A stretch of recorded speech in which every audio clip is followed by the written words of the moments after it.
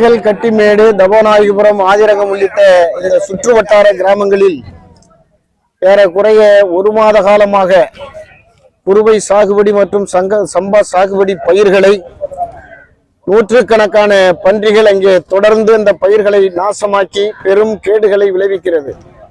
ஏறக்குறைய 50க்கும் மேற்பட்ட ஏக்கர் நிலங்கள் இதனால் பாதிக்கப்படுகிறது. நெல் விளைச்சல் அழிந்து போகிறது.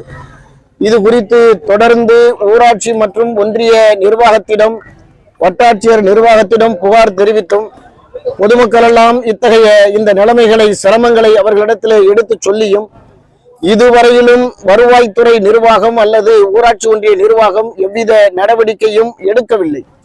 எனவேதான் தொடர்ந்து அவர்கள் புகார் தெரிவித்து பார்த்துவிட்டு தங்களுடைய கோபங்களை அவர்களிடத்தில் எடுத்து சொல்லி பார்த்துவிட்டு வேறு வழியே இல்லாமல் பாதிக்கப்பட்ட